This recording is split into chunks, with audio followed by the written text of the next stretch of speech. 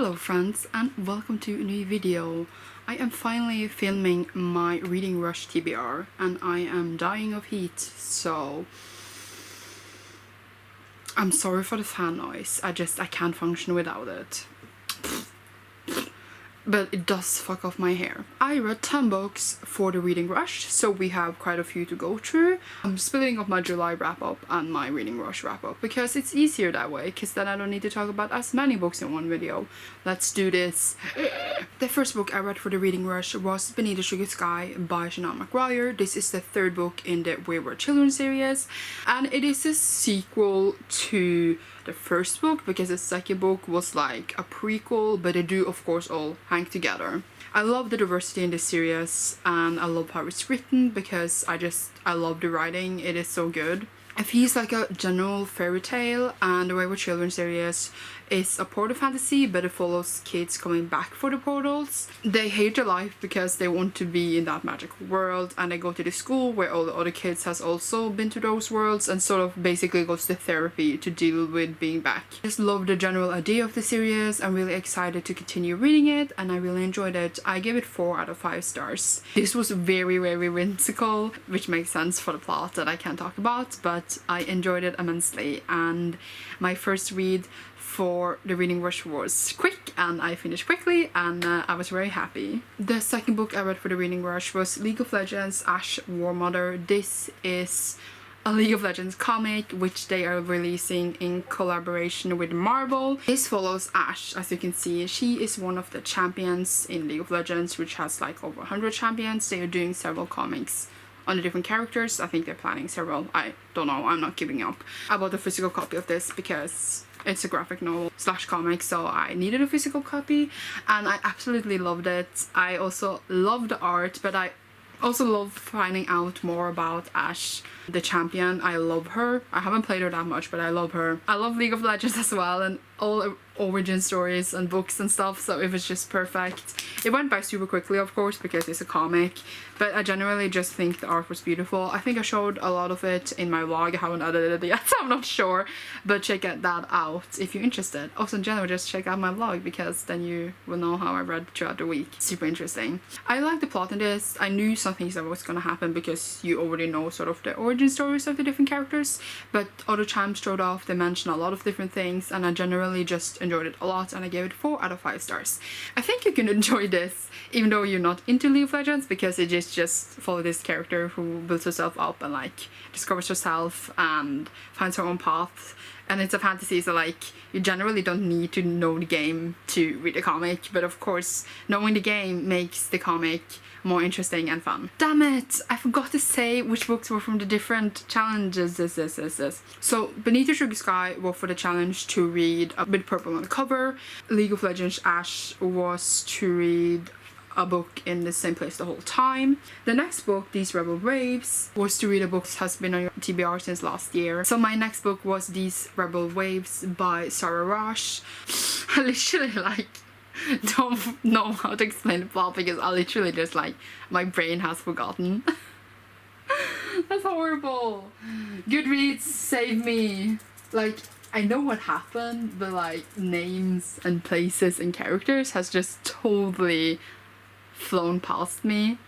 It's hilarious. Okay. So it follows these characters that lives on this island, and 5 years ago that island was invaded by these crazy Christians. They're not Christians, but they follow God, and they're like, everyone needs to follow God. You guys didn't follow God, you need to follow God now. And then there was this whole revolution. They got back their freedom. One of our main characters was a child under this revolution, and she worked for her parents as a spy and did a lot of different horrible things to take back their island, and like we follow her today where we discover how that has affected her and also new troubles that is coming into play. We also follow Dev, who is a notorious pirate or raider as they also call them. In this world they have plants that is their magic, and on the island that's where all the plants come from. They grow on the island and he sells these plants illegally. He is one of the raiders that like has never been caught or something, but then he gets caught on purpose, so their path crosses. And then we have Ben, who is the son of the leader for the crazy Christians. I'm just calling them that. And he has not the same perspectives and thoughts as his father and the people around him, so he's been called a heretic, and they're struggling a lot with his belief and faith.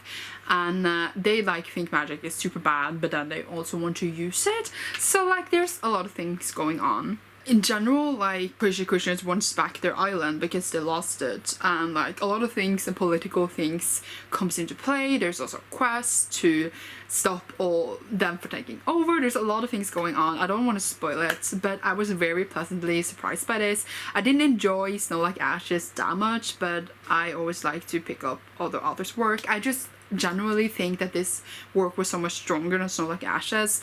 The whole plot was stronger, the world was stronger, it was written much better. I enjoyed it a lot. Like, of course there was always gonna be cliches and things you've seen before, but I generally just enjoyed myself and had a lot of fun with it, and was really surprised because, as I said, I didn't enjoy Snow Like Ashes that much. I didn't predict the plot, so it kept me guessing, as I said, and I really like that because some books can be quite obvious. And why is there a car making noise outside? I do not know. I gave it 4 out of 5 stars, and I'm very excited for the second book, which will be the last one. I think it comes out in August actually, but I don't know if I will get a hold of it yet, because you know, in Japan. Next book, I read Red Queen by Victoria Aveyard, and this was for the challenge to read an author's first book. So Red Queen was Victoria Aveyard's debut book. Alas, I read it. I heard a lot of things about Red Queen. It's one of the most hyped books in the book community, I would say, like the whole series, and I was intrigued to start with it. What is the main character's name? Why does this keep happening? I don't understand her name, because her name is Mare. Do you say Mala or Mare? I would read it Mala, but Mare, isn't that like a female pregnant horse? In this world of Red Queen, we have the reds and the silvers. The silvers have abilities, and they are basically like the nobles and the royalty and have super cool awesome powers. The reds do not have powers, and they are seen upon as like less than them, blah blah blah. They are suppressed, their life sucks. The reds are also, when they're in a certain age and they don't have an apprenticeship, that's not how you say it, but you get what I mean. Have to go into the army because there's this war between the country they live in and like another country or something, and it's been like a war for 100 years and they don't even know what they're fighting for anymore, but it's there. At the same time, a group of reds starts attacking the silvers, so it's sort of like a revolution going on. So there was a lot of elements in the story going on, and basically the whole story starts with Mare, whose best friend had an apprenticeship, but then his dude that he was working for died, so he has to go into the army, and she's trying to find a way to stop him from having to go in the army because that's basically a death sentence. Really, what I liked about this book a lot was that one thing led to another thing that led to another thing. The whole plot was very smooth, where like there was consequences for what that happened, and they led from one thing to another. Very like plotted out very nicely. Sometimes I feel like things can be a bit random or like it doesn't make sense, but here it did. It does of course fall into a lot of cliches in the YA, like Mare finding out that wow, she is a person with red blood, but she also has powers, which has never happened before. I think we will find out why. There is like a lot of elements and reveals that we do find out, and I really enjoyed it. However, like the big plot twist that we got, I haven't seen spoilers, but I just knew it, so I was just like, well, whatever when it happened. But like overall it was totally okay. I don't see why people would hate it, but I also see why a lot of people will love it, because this is like a really typical book that people will love. I overall gave it 3 out of 5 stars. I didn't overly love it, but I didn't hate it. I liked it. I'm interested into more. I feel like always the first book is like an establishment of what the story would give you, and then aftermath of that would be the next few books, and how you outplay it can be quite different from like the typical build-up thing. I don't even know what I'm saying. Let's continue. The next book I read was The Beautiful by Renee Ahdieh. This is an art that I got from my friend Justine, and I read it for the challenge to read a book with a non-human main character or character. So this is a story about vampires, so I assume there will be vampires in it, and therefore one of the main characters will be vampires. I'm not gonna go too much into that because spoilers, but this story follows Celine, who goes to New Orleans after something happens to her in Paris that she wants to escape from, and she is caught up in this new world where like there are supernatural creatures and also murders are happening, and who is doing it, and it seems to be targeting her and why. So I'm not going to talk too much about this now, not that like I'm talking that much about each book, but I have already read this twice because after reading it for the reading rush I was just like, what actually happened? I don't even know how I feel about this. So I read it again so I can make a proper full review of it, which will be up in this month or next month, I don't know. It's not released until October, so I'm not sure when the review should be up, I don't even know. But overall I'm very unsure about my feelings on this because there's so many different things that didn't work, but there's also so many things that did work for me. So I don't even know, but I think I'm giving it 3.5 stars for now. It could be 3, but it could also be 4, so I'm like very split on how I feel about it. More thoughts will come because I need to think, even though I have already read it twice. I don't know why I did that, but I just did. And the next book I read was A Curse of Dark and Lonely by Bridget Kemmerer. I can never say her name. There's a plane.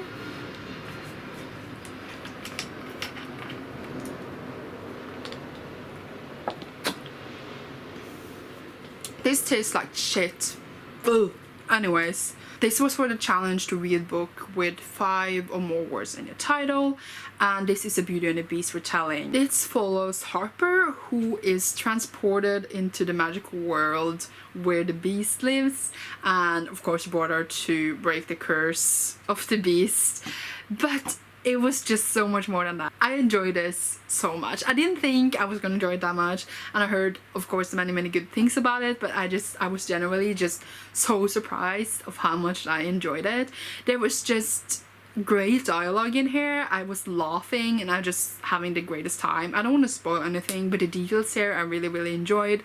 I enjoyed like all the elements, the political elements, the romance elements, the characters and the relationships towards each other. It was just done so well. It was a very solid fantasy, and I was just, like I said, generally so surprised because I was like, will I really like it? But I did. I enjoyed it a lot. And since one of the challenges for the reading rush was to read a book with 5 stars, I gave this 5 stars, and I think like my enjoyment of it is 5 stars, but like the plot and the story would be 4 stars. Usually I would give it 4, but I rounded it up to 5 for the challenge, but also like it's a genuine rating of my enjoyment of the book. I am now very excited for the sequel, which I have in ARC, and I think I can't wait until January, but right now I have other things to read. I just enjoyed it a lot, as I said, and it was just done really well. So that's my overall thoughts for that. While I was finishing up for the 7th book and the 7th challenge, I read other things because I was listening to my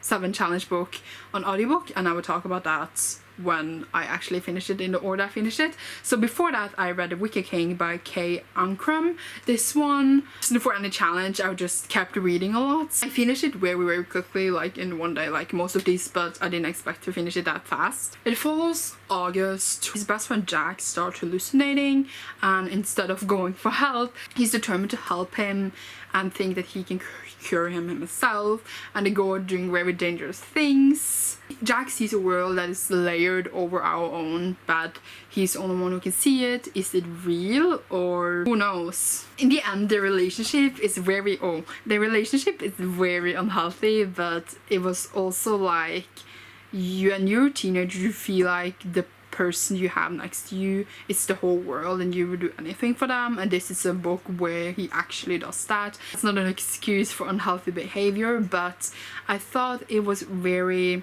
good book, and it's very well written with good characters and good development for them, so I enjoyed it a lot, and I gave this one 5 stars. So yeah, 2 5-star reads in 1 week. What even is this? I knew I was gonna like it, but I didn't expect it to be, I don't know how to describe it. I just liked the language and like how it was written and how the story was delivered. I just enjoyed it a lot, and I shipped them a lot. They were cute, okay. I then read If I Was Your Girl by Meredith Russo. This one I didn't read for any challenge as well. I just kept on reading, and I read this one really quickly as well because contemporaries are gold to read when you need to read a lot. This one follows Amanda, who is a trans girl. She moves to a new town because her old town. She had really bad memories and experiences. She moves to her dad, who lives like in the south. They are not very acceptable for things in the spectrum, let's say it like that. And there she gets a whole new life. No one knows who she used to be, etc., and her past. Basically just follow her love story, and we also get flashback throughout of her life before and how she came where she is now. It was a very nice story. It's on own voices where the author is trans as well. I really enjoyed it. There is another fucking plane. I almost cried several times. I think these stories are so important to read, but also so heartbreaking sometimes as well. Generally don't like a certain aspect of the plot because I'm generally just really tired of that sort of thing where there is an outing. So trigger warning for that, because I know it can be really hard to read. I personally am very tired of reading about it, because why can't they just be on their own terms for once? But no. But I gave it 4 out of 5 stars because I think it was a very well written and important book to read. I did enjoy most parts of it. So there's only 2 books left that I read for the reading rush, and the next one was Fallen by Lauren Kate. This was for the challenge to read a book and watch the movie, and I listened to the audiobook throughout the whole week and I regret it so much. I don't even like, what was the main character's name? Lou? Yeah, the main character name is Lou, and she is transferred to this school because they think she maybe killed this guy in this fire, in this accident. And there she meets Daniel, who is very hot, and she wants him at once by looking at him. And there's also this other dude, Cam, who wants her, and she is like, oh my god, I feel like he knows me.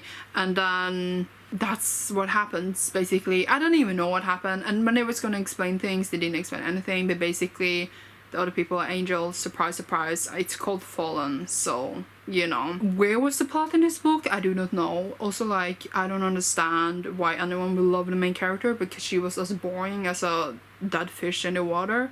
And, like, I don't even know. There was just nothing interesting about it. Things didn't make sense. It just went round and didn't make sense. Like, they wanted to know more about Daniel. They fucking googled his name, and it stood things about the family like, oh, usually in that family they don't sleep much. When she was like, oh, that makes sense why he looks so tired all the time. I was like, what the heck? You can't google that shit.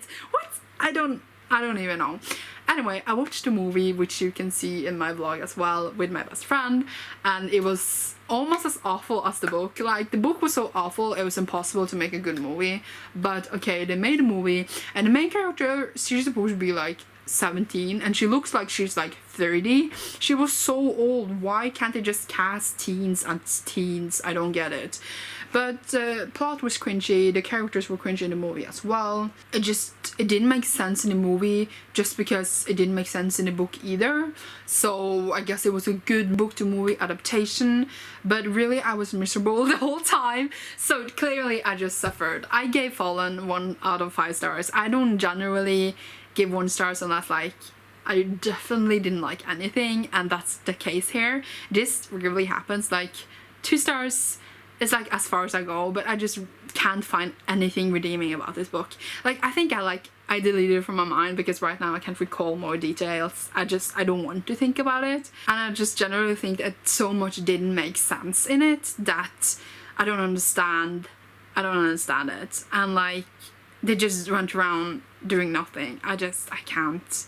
Let's go to the next one. The last book I read for the reading rush is Carol by Stephanie Garber. This one, again, I didn't read from the challenge. I wanted to read Carol since it came out, and I finally did. And I can say that I was a tiny bit disappointed in it, because I guess I had my expectation quite high, especially since hearing so many great things about it. But it was just like, okay. It wasn't bad, and I didn't hate it. I just didn't love it either. So it follows Scarlett, who her and his sister lives on this island with a father who's been abusing her all her life. She always wanted to go to this carnival, which is this magical place where magic happens, and you're part of the show or this game you can watch, or you can enter the game. And then she is finally now getting married with this arranged marriage, and she's finally gonna be free of her father's clutches, and she thinks marriage is the way for her to be free. And his sister is like, you don't know this dude, so he might be awful. They get an invitation to the game and decide to go, or like Scarlett doesn't decide to go, but she's forced to go. And well, the whole game this year is that her sister is missing, Tala, and she has to find her. So the whole game is about finding her.